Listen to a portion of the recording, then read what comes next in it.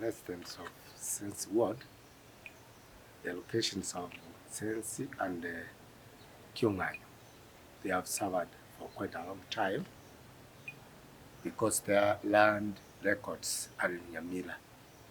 Initially, those parts of Sensi location and the Onchong'a location were in East Kitutu, which is currently Kitutu Masaba.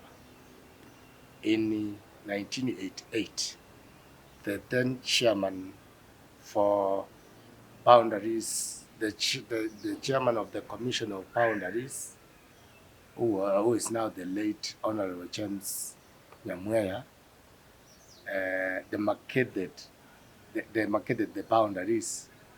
Kitutu Sensi location and Onchong'a location were now removed from Kitutu East, which is now Kitutu Masaba, to Kitutu West, which is now Kitutu Chache North, which was by then Kitutu Chache, but now it is Kitutu Chache North.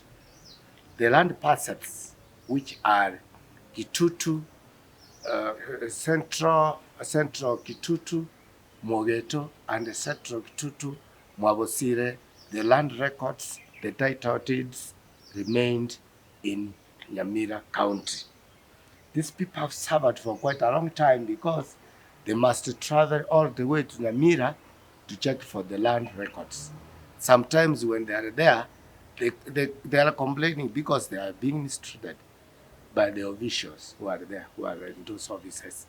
So they are requesting the county government of Kisii County to negotiate with the county government of Nyamira so that their land records can be removed from the land registry of Nyamira to Kisii land registry.